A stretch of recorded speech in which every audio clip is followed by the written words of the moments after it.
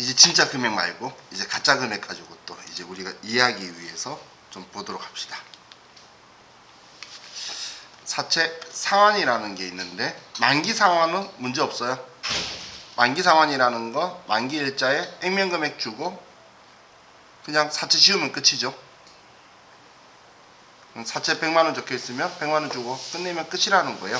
그런데 이제 조기 상환이 있죠. 이 조기 상환이 이제 시험에 나오면 생각하셔야 되는데 어렵진 않는데 이거 알면 그냥 뭐 90점에서 100점용이에요. 생각 안 나면 무시하셔도 되는데, 자 제가 예를 가지고 볼게요. X1년도 1월 1일날 우리가 그냥 날짜 말고 그냥 사채를 발행을 해요. 사채 발행하면서 대변의 사채 이 금액은 무조건 액면가를 쓴다라고 했죠. 그리고 차변에 돈을 받는데, 자 이때 우리가 80만원을 숫자 쉽게 90만원을 받았어요. 그럼 10만원의 사채 할인 발행 자금이 나오도록 이렇게 사채를 발행한 거예요. 그런데 이 사채의 일부를 조기 상환하는 거예요. 전액이 아니라. 이 사채를 일부 조기 상환하는데, 자, 이 사채의 50%를 갚는다고 볼게요. 자, 이 절반을 갚는데 만약에 우리가 왜 제가 들어갔지? 자, 이 절반을 갚기 위해서 우리가 돈을 48만원을 줬다고 볼게요. 그럼 48만원 사채 절반 갚는데 48만원 줬어요. 그럼 이익일까요? 손해일까요?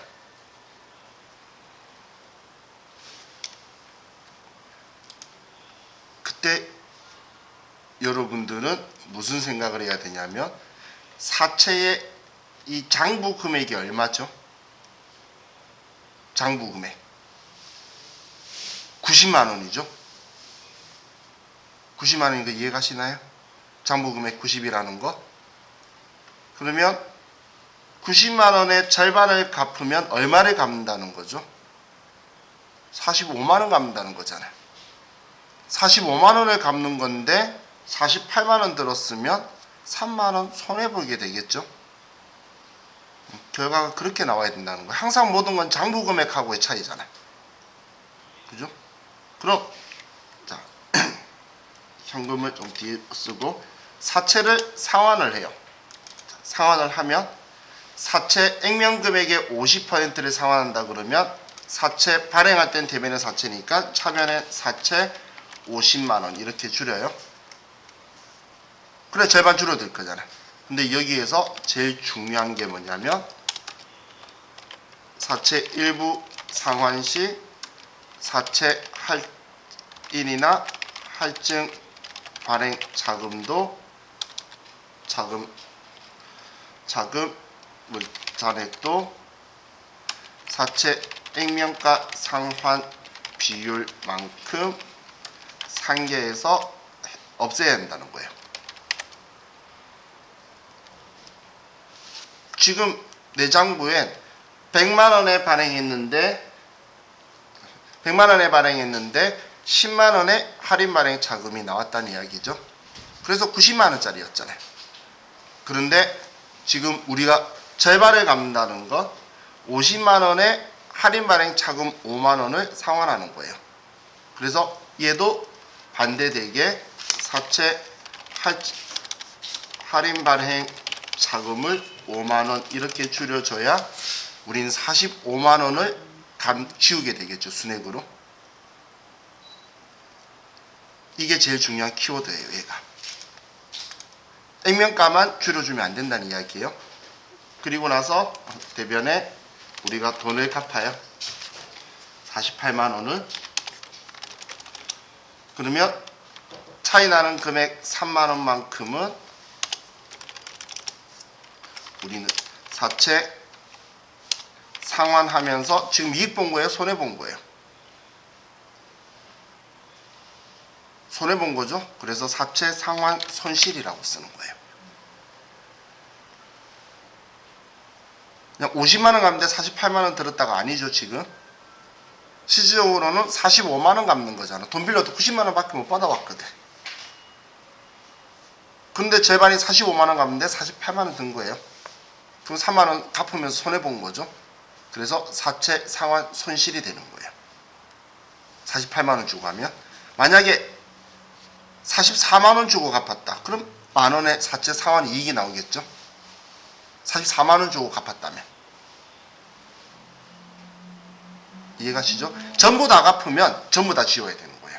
그래서 사채를 상환하면 사채 관계 계정도 지워야 된다. 잊으시면 안 돼요. 우리 뭐든지 장부에 제거하려면 걔하고 관계된 계정들 전부 다 지웠어야 됐죠. 그죠?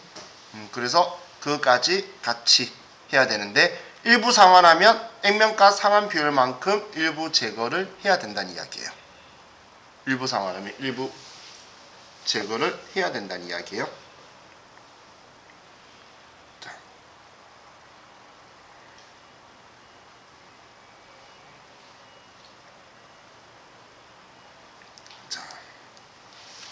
그럼 우리 사채 상환에 적혀있는 내용 가지고 제가 말했는데 지금 우리 교재 적혀있는 거에 보면 사채 100만 원을 96만 원에 갚는데요. 그럼 4만 원 이익인 줄 알았는데 사채 할인 발행 차금이 25만 원, 2만 5천 원이 있으면 4만 원 이익이 아니고 얘는 지금 97만 5천 원짜리였죠. 장부 금액이 97만 5천 원짜리인데 96만 원 들었으니까 15,000원 원 이익이다라고 나온 거예요. 근데 그 97만 5천 원짜리라고 되기 위한 분계가 이거죠. 액면가 지우고 얘는 전액 지운 거예요. 전액 조기 상환한 건데 얘 지우고 사채 할인 발행 차금이 아직 남아있는 2만 5천 원이 있었다는 거야. 그래서 얘를 생각하고 지우고 나서 상계하고 현금으로 돈을 지급한 거예요. 그래서 이 할인 발행 차금이든 할증 발행 차금이든 장부에 있는 잔액을 지워야 된다는 거 잊으시면 안 돼요. 자, 뭐 손해계 발생 원인은 신경 안 쓰셔도 돼요. 우리 이런 거 가지고 안 물어봐요. 자, 그럼 우리 사채 대해서는 뭐 이 정도만 아셔도 엄청 많이 아시는 거고, 근데 이 사채 챕터가 사실 그 세무 1급하고 TAT 1급에서는 엄청 중요시 여겨요. 심지어는 사는 사람 입장에서도 만기보유 증권이든 매도가능 증권이든 해서 질문을 하는데, 근데 세무 1급에서는 그렇게 빈번하진 않아요. 그렇게 빈번하진 않지만 앞에 말했던 이 분계 있죠? 이자 지급할 때 분계. 이건 시험에 등장을 종종 하고, 대신 부채에 대해서 문제를 또 한 문제를 출제를 하는 기준이 있는데, 그때 사채가 걸리면 제가 막 들었던 일급자들이 그 말들이 글로 나와 있을 거예요. 근데 서술형처럼 나와서 일반적으로 시험 보시는 분들이 많이 싫어하는 스타일 있죠? 보기 하나가 한두 줄 이상 되어 있는 것들, 그런 문제에 나오는 내용들을 제가 말로 뜨는 거예요. 그래서 좀 그 말에는 너무 포인트 가지지 마시고, 최소한 나중에 복습하실 때 이 분계만 정확하게 이해하시고, 그 다음 사채 테이블에 증가 감소 있죠? 할인이든 할증이든 증가 감소만 정확하게 인지하시면 오늘 엄청 훌륭하신 거예요. 자, 그럼 이제 우리 부채 계정 과목 중에 이제 세 가지만 기억을 합시다. 그냥 기억나는지 확인하는 거예요. 하나는 유동성 장기 부채. 자, 유동성 장기 부채는 유동 부채예요? 아니면 비유동 부채예요?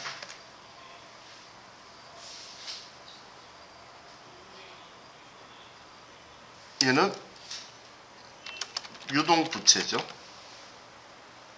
비유동 부채를 유동 부채로 바꿔주는 계정이잖아요. 대체하는 계정.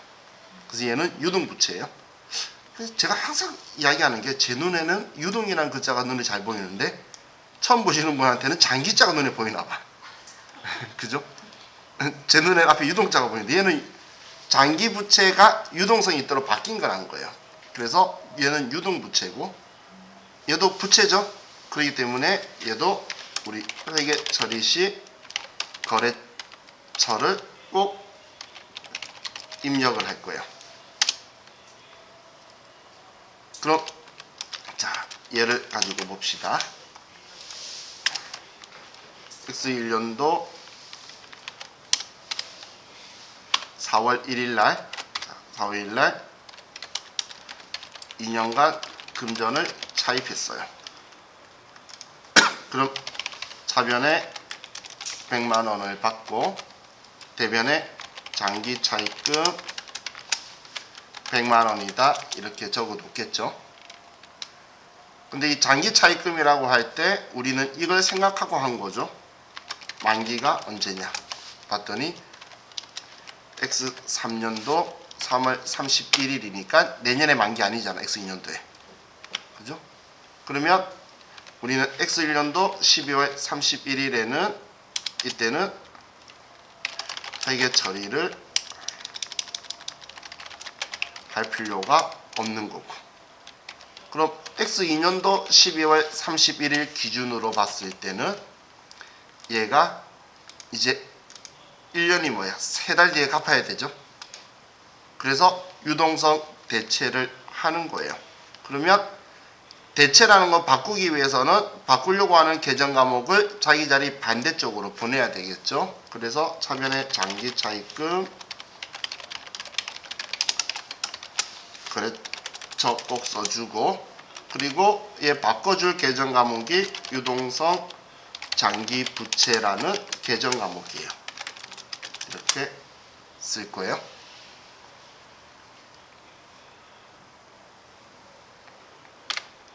자, 그랬는데 X3년도 3월 31일 날 상환 기간을 2년 연장했다고 볼게요. 그런 순간 만기가 X5년도 3월 31일로 연장이 되었죠. 그죠? 지금 이때는 우리가 회계 처리를 이때는 지금 장기 차입금을 유동성 장기 부채로 바꿔줬는데 한마디로 비유동을 유동으로 바꿔줬는데 지금 이 시점에는 그러면 다시 얘를 유동을 이제 비유동으로 다시 바꿔줘야 되겠죠. 왜냐면 내년에 만기 아니거든. 내년 만기 아니잖아. 그러면 다시 이제 유동성 장기 부채를 지우는 거예요.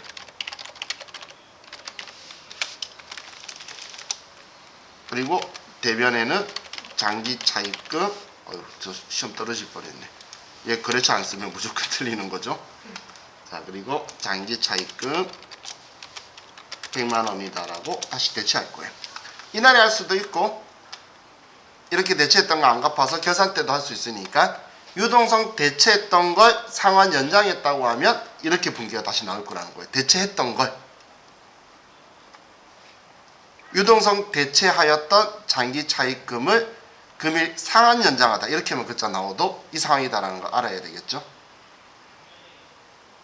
이해가시나요? 시험 때 글로 표현하면 이렇게 나올 거라는 거예요. 정기말 유동성 대체하였던 장기 차입금을 금일 2년간 상환 연장하였다라고 이렇게 하면 저분기가 나와야 된다는 거예요. 정기말 유동성 대체했던 애를 상환 연장했으니까 다시 장기 차입금으로 돌려둬라 그 이야기죠.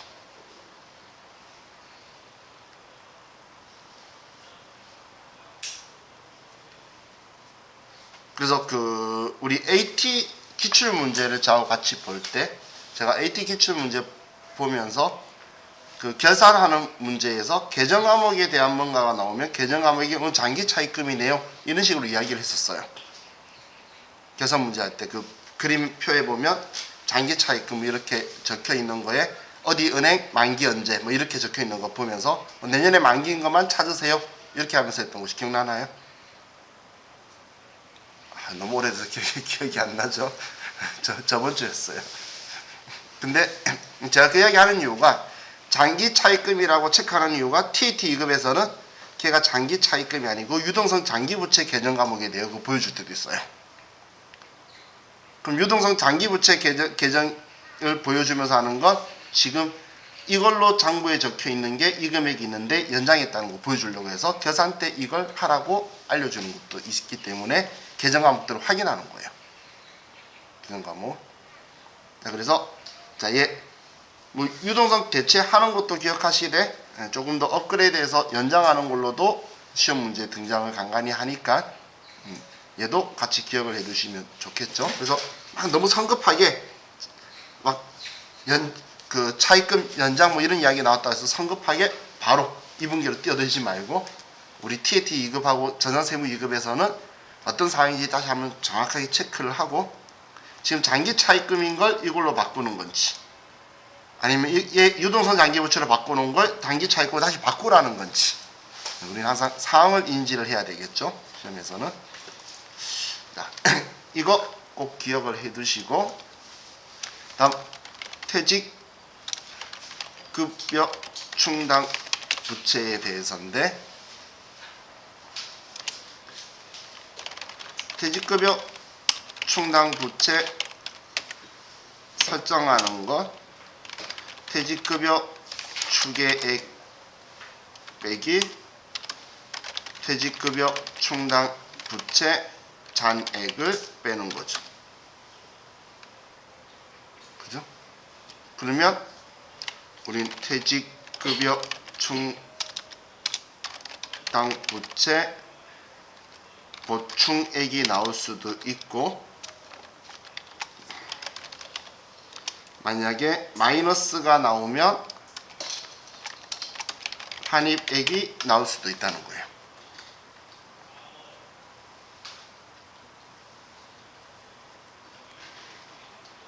이해가나요? 보충액이 나올 수도 있고 환입액이 나올 수도 있다. 왜냐하면 딱 이 금액 맞춰 놓을 거거든. 근데 퇴직금을 지급 안 하는 상황으로 바뀔 수도 있고 우리가 추계액의 100%가 아니고 50%만 설정하는 걸로 바꿀 수도 있다는 거예요. 꼭 추계액의 100%만 설정하는 게 아니에요. 지금 현재는. 그래서 추계액의 50%만 설정한다면 50%의 충당부채 잔액을 빼야 될 거잖아요. 그죠? 아무 말 없으면 100%인 거예요. 근데 우리 당사는 퇴직급여 추계액의 몇 %를 설정한다라고 전제가 나오면 추계액의 몇 %가 목표액이거든. 근데 얘가 많을 수 있겠죠.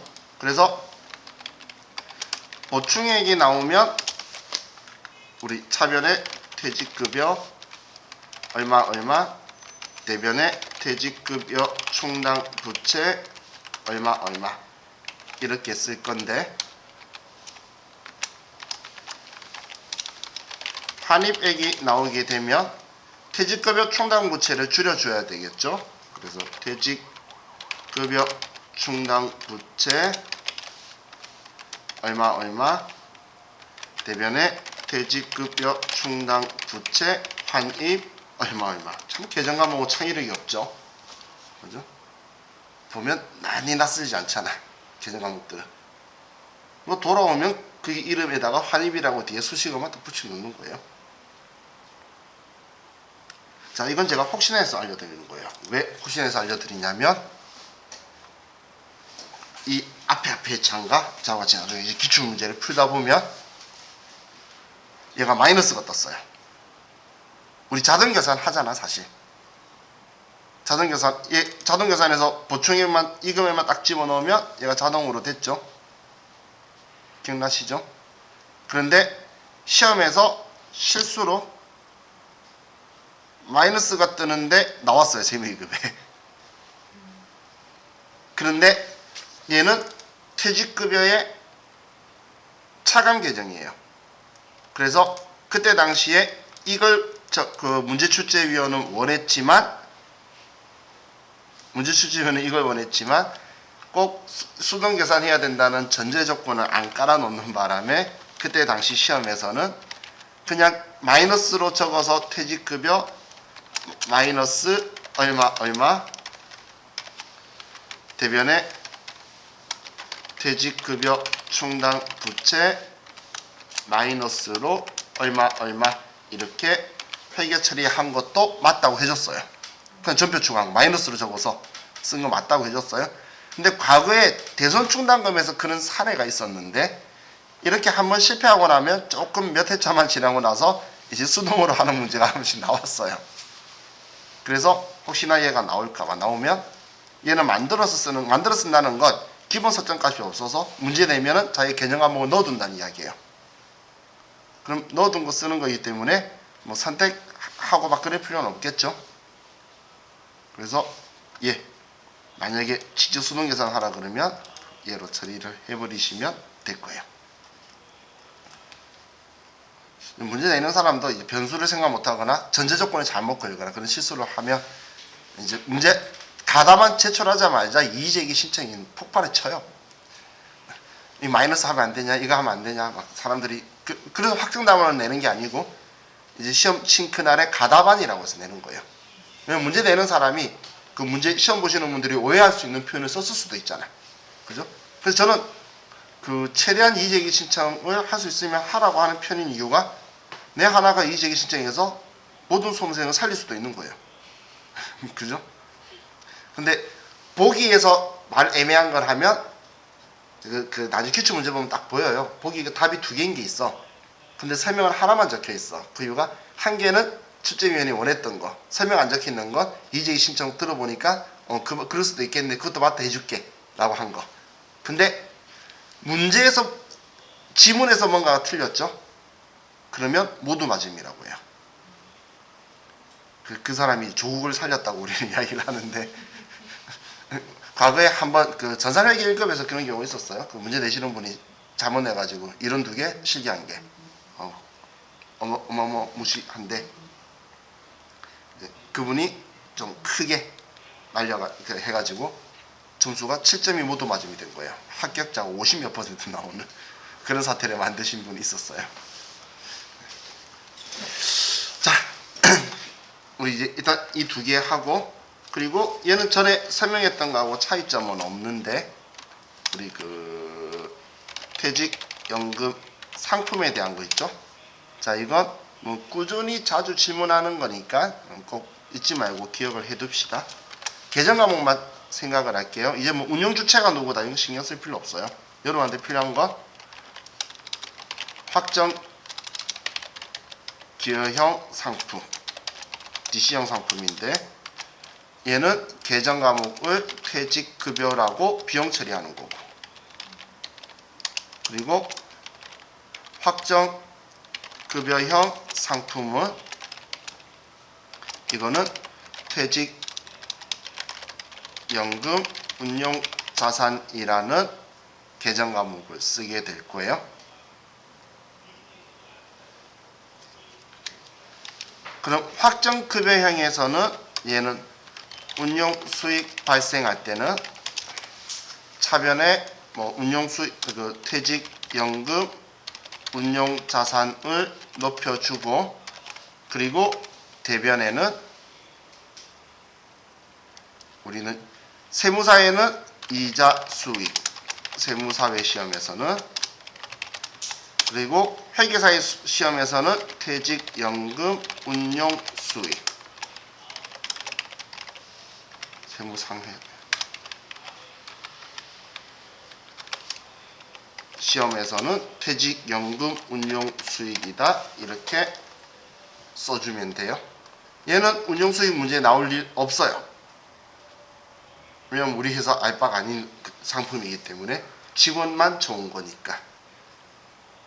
그래서 납부할 때는 차변에 상품에 따라서 얘 계정 과목 대변에 돈 납부한 거니까 쳐야 될 거고 그죠? 이때 연금 운용 수수료 나오면 수수료 비용 처리하시면 돼요. 당연히 800번대 500번대 이렇게 하겠죠. 우리 비용에서는 여기까지만 생각하시면 될 것 같아요. 이거 DC형인데 맞아요? 제가 잘못 썼네요. DB형. 얘는 DB형이죠. 둘 다 DC라 적네. 제가 뭔가를 깎고 싶었나 봐요.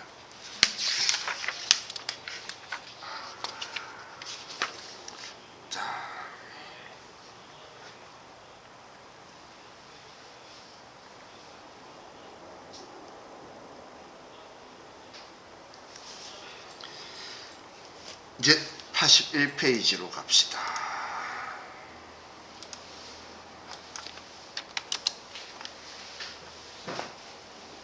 (81페이지는) 중요한 내용 아니에요. 상식이에요.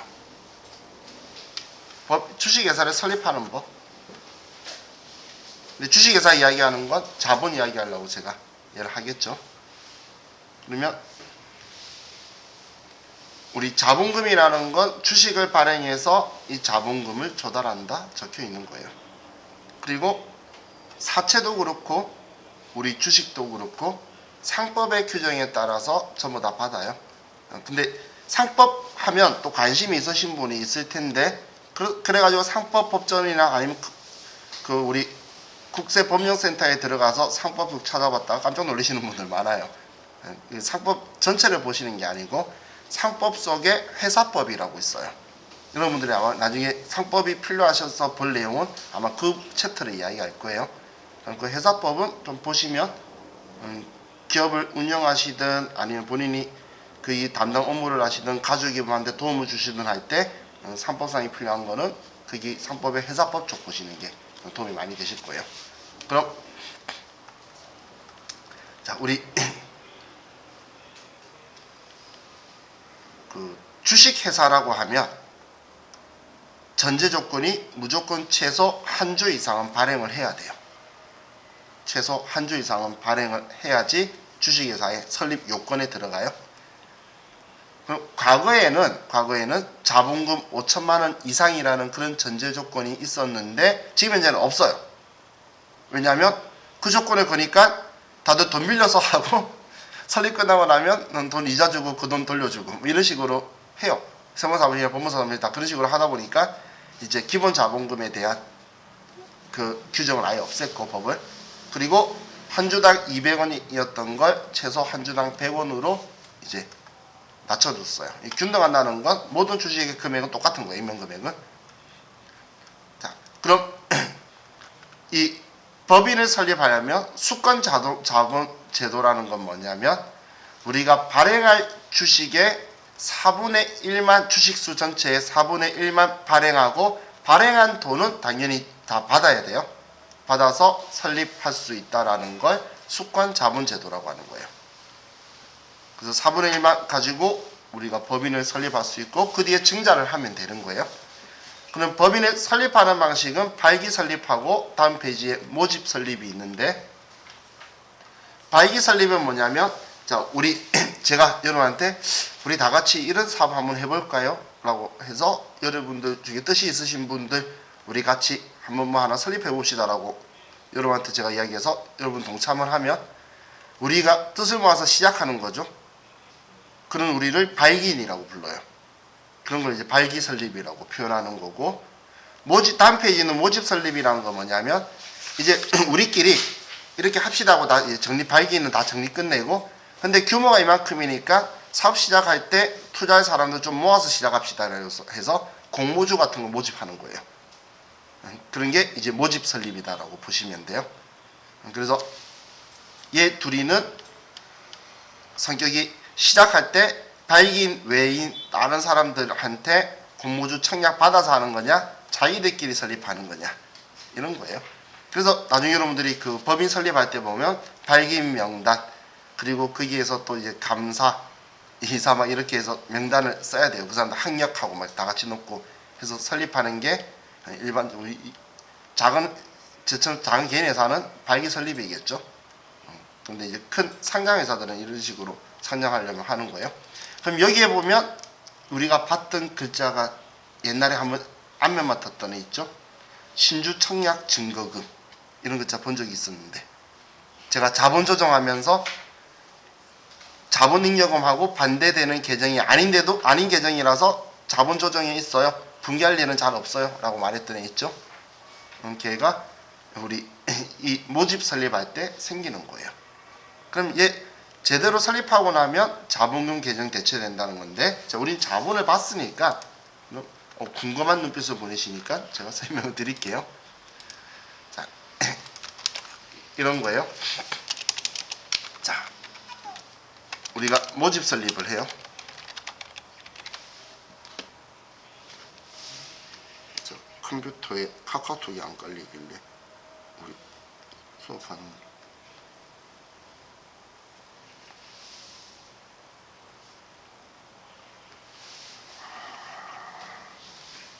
자, 모집 설립은 우리 회사가 법인을 정확하게 설립하기 전에 돈 투자를 받는 거예요. 그래서 모집 설립할 때 첫 번째 법인 설립 전 우리 청약 받을 때, 그럼 이때는 법인이라는 건 법인 인격체예요. 아직 태어나지도 않은 거야. 법인 설립이 안 됐다는 건. 그러면 사람으로 치면 출생신고도 안 된 거예요. 통장 만들어 줄까요? 안 만들어 주겠죠. 그래서 법인 설립하기 전에 그래도 투자 받으려면 통장이 있어야 될 거잖아. 그 단계에서 은행 가서 별단 예금이라는 걸 만들어요. 그래서 이때 청약 받을 때 보통 예금이는 통장은 없고 이제 별단 예금이라는 걸 받아서 투자를 받아요. 그리고 이때 대변에 신주 청약 증거금이라고 해서 자본조정 계정 과목으로, 자본조정인데 대변에 있죠. 얘는 가상계정으로 있는 거예요. 그래서 법인 설립하고 그리고 우리 주권 교부를 하면 우리 주식을 주권이라고 해요. 그러면 이제 신주 청약 증거금을 지워주고 이 계정 과목을 대변에 이제 자본금으로 바꿔주는 거예요. 그리고 나면 이제 보통 예금이나 당좌 예금 구자를 만들 수 있겠죠. 그러면 이 구자로 이제 돈을 넣기 위해서 별단 예금은 지우고 은행에서 우리 구자로 맞춰서 넣어줄 거예요. 이렇게 되는 거니까 이 계정 과목은 임시 성격들이죠. 임시 성격. 근데 얘는 자산으로 분류되는 임시 성격, 얘는 자본으로 분류되는 임시 성격이라서 얘는 자본 조정이 있는 거예요. 얘 분류가 자본 조정으로 분류되는 거예요. 우리 자본 조정이 납입 자본, 캐피탈 중에서 자본금과 자본 잉여금으로 분류되지 않는 걸 자본 조정에 두는 거였잖아요. 그죠? 자본금은 계정하면 두 개밖에 없었죠. 자본금하고 우선주 자본금. 그리고 자본잉여금은 주감자 이익 보는 것만 있었잖아요. 주감자 이익 본 게 주식 발행 초과금, 감자 차익, 감자 차손 이야기하던 거. 그것만 있었죠. 그럼 그거 빼면 나머지는 얘 지금 우리 장사해서 돈 번 거 아니잖아. 자본 거래죠. 그런데 방금 두 분류로 못하니까 자본 조정에 두는 거예요. 근데 자본 조정은 조정이란 글자가 나중에 뭔가가 조정이 일어날 거란 느낌 드시죠? 그래서 거의 대다수 전부 다 나중에 언젠가는 다 없어지는 거예요. 이렇게 거기 적혀있던 건 다 없앨 거예요. 자, 지금 얘가 이제 모집 설립할 때 나온 용어고, 죄송한데 지금까지 제가 말했던 이 자본에서 말했던 얘는 여기 안 적혀있구나. 자본에서 말했던 여기까지는 상식이지 시험에 나온 적은 없어요. 물론 신주청약 증거금이라는 글자가 이런 문제에 등장한 적은 있어요. 근데 이제 분계로는 등장한 적이 없다는 거예요. 자, 그럼 이제 우리 주식을 이제 발행하는 방법이라고 적혀 있는데, 주식을 발행하는 방법 참 표현이 애매해요. 왜냐하면 주식 발행하는 방법은 주권을 인수해서 상법상 우리는 등기하고 법은 인가받으면 끝이거든. 그런 거 적어야지. 사실 지금 그런 내용은 아니죠. 그럼 자, 우리가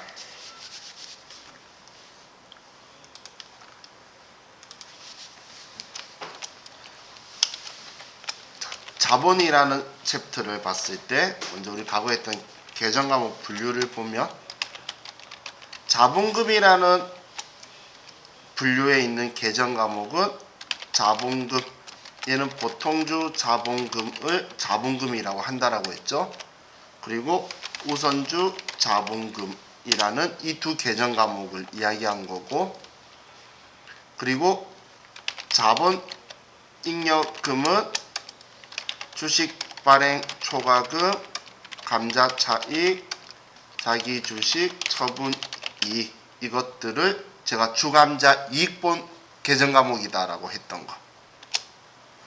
그러면 자본 조정에서는 우리 그냥 쉽게 먼저 주식 할인 발행 차금, 감자 차손, 자기 주식 처분 손실, 얘네들도 자본 조정이지만 우리는 자기 주식이라는 계정 과목과 방금 우리 봤던 신주 청약 증거금이라든지 과거에 주주총회 결의일날 쓰던 우리 미교부 주식 배당금이라든지 혹은 배당 건설 이자라든지 얘는 엄청 많아요. 그리고 이제 기타 포괄 손익 누계에게는 여러분은 두 개 기억합시다. 매도 가능 증권 평가 이익 손실하고, 그리고 재평가 차익, 재평가 잉여금이라고 분류가 나오는 거 있죠. 이제 우리 이거 본 적 있죠? 유형자산 가치가 오른 거 실제 돈 된 거 아니잖아. 얘는 미실현 보유 손익 두는 거였죠. 그리고 이익 잉여금으로 분류되는 곳에는 우리 배당할 때 쓰는 2월 이익 잉여금이라는 계정 과목과 법정 적립금인 이익 준비금이라는 이 계정 과목들, 지금 제가 적은 계정 과목들 중에 얘 둘이는 분기할 때 안 쓸 거지만 나머지는 분기할 때 우리가 쓸 수도 있으니까 이 계정 과목들은 여러분들이 생각이 떠올 수 있어야 되겠죠. 저와 같이 이제 얘네들 가지고 이제 분기하고 그렇게 할 거예요. 그럼 자, 우리가 주식을 발행하거나 할 때, 우리 사채 발행할 때도 그런데 뭔가를 발행하면서 돈이 들어가게 되면 그러면 발행하면서 손해본 거죠, 그 돈. 근데 비용이 들어갔을 때 여러분은 항상 뭘 생각해야 되냐면 이 돈이 왜 들어갔는지를 생각하는 거예요. 뭔가를 발행했대. 그럼 그때 거꾸로 하나를 뭘 생각할 수 있냐면 얘 발행 안 했으면 돈 안 들어갔겠네. 쟤 안 샀으면 돈 안 들어갔겠네. 이렇게 생각하는 거예요. 근데 자산으로 처리하는 거면 취득원가에 포함하는 거고, 그냥 뭔가 발행하고 한 거면 발행하면서 손해본 돈인 거예요. 걔 때문에 일어난 거지 수수료나 이런 게 자기 혼자 땅 하고 나타난 게 아니죠. 자기 혼자 땅 하고 나타난 수수료는 수수료 비용이라고 해요. 청소 용역 이런 것들. 청소한 거잖아. 그러니까 청소 수수료 나온 거죠. 그런 것 아니면, 자, 우리는 자산으로 처리하는데, 자, 우리 교재 보시면 우리 주식 발행비의 회계 처리라고 적혀 있을 때 설립 시에 지급된 주식 발행 비용이라 적혀 있는데 여기서 오해하시면 안 되는 게 82페이지예요. 창업비예요. 이거 주식 설립하기 전까지 들어간 비용이에요. 이건 창업비인 판관비인 거예요. 우리가 법인 설립 등기를 완전히 하기 전까지는 그거고, 그러면 그 다음 이제 증자할 때 있죠. 자본금 증가시킬 때, 그때는 이제 주식 발행하면서 손해본 거니까 주식 할인 발행 차금에 더하거나 주식 발행 초과금에서 줄이는 거. 우리 사채 발행할 때 사채 발행 비용은 사채 할인 발행 차금에서 가산하거나 사채 할증 발행 차금에서 차감한다. 그거하고 똑같은 거죠. 주식 발행 재비용은, 증자 재비용은 주식 할인 발행 차금에 가산하거나 주식 발행 초과금에서 차감한다. 이걸 같이 한 방에 쓰는 게 얘 발행 비용에서 차감한다는 거잖아요. 발행 가격에서. 우리 사채할 때도 그랬었죠. 사채 발행가에서 줄어든다. 그게 이거예요. 그럼 다음은 우리 주식의 종류라고 적혀 있는데, 뭐 얘는 이 두 개. 차이가 의결권 유무에 따라서 되어 있죠. 나중에 여러분들이 세무공무원 공부하면 이해 볼 거예요. 누적적, 비누적적, 참가적, 비참가적. 얘가 마음에 안 들 거예요. 우리 시험하고 전혀 상관없어요. 그렇기 때문에 이런 게 있구나. 근데 우리 전환 우선주라는 거나 우리 전환 우선주만 있는데 전환 사채라든지 그런 것들이 있어요. 스톡 옵션 들어본 적 있죠? 회사 다니면서 내 회사에 그걸 제안을 했을 때 있죠. 딱 하나만 생각하면 돼요. 우리 회사 망할까? 안 망할 것 같잖아. 그럼 무조건 그걸로 받아요. 우리 회사 망할 거 아니면 스톡 옵션 가지고 손해봤다는 이야기 들어본 적 있나요? 그 남의 산 사람 말고 자기가 그걸 받았을 때 없어요. 근데 망한 사람들이 없는 이유가 자기 회사랑 같이 망하는 거거든. 아닌 이상은 좋아요. 그래서 전환 우선주 같은 경우는 채권 전환사채가 이거예요. 돈 빌려 주려고 하니 이자가 좀 작고 투자하려고 하니 리스크가 부담스럽고 고민하고 있는데 쟤는 돈이 필요한 거야. 그럼 나한테 너 일단 돈 빌려줘. 너가 말하는 이 시점에 지금 이 가격의 주식으로 전환시켜 줄게 하면서 나한테 주면 내가 선택할 수 있잖아. 얼마나 좋아. 그죠? 그런 것들은 저라면 하겠어요. 저한테 한 번씩 물어봐요. 회사 이게 받는 게 나을까요? 아니면 얼마 어떻게 해서 돈으로 받는 게 나을까요? 막 그러는데 저는 스톡옵션 무조건 권하는 스타일이에요. 제 친구들하고 스톡옵션에 손해본 적 아무도 없거든. 자, 이제 우리 83페이지부터 저와 같이 이제 자본 분기를 계속 할 건데 한 명 그냥 끊으면 좀 애매하니까 우리 쉬었다가 이제 자본 분기를 쭉 하면서 마지막이 조금 틀릴 거예요. 오늘 할 수 있을까 없을까 모르겠는데 못하면 내일 연결할 건데 이제 자본의 마지막은 주식 발행하는 회사와 그 발행한 주식을 산 회사 양쪽으로 이제 보는 거예요. 발행하면 대변의 자본금 알죠? 주식 사면 우리 어떻게 하죠? 단기매매 증권이나 매도 가능 증권이나 지분법 적용 투자를 분기해뒀겠지. 그죠? 이제 그 두 회사의 입장이 우리 다 될 수 있잖아. 그럼 이제 배당해주는 회사가 배당해줄 때, 배당 받는 회사가 받을 때, 그걸 양쪽으로 해볼 거라는 거예요. 그래 상대성이 느껴지게 되겠죠. 그죠? 그거 다 끝나면 다 끝나는 거예요, 거의 다. 자, 우리 쉬었다가 또 보도록 합시다. 쉬었다 할게요.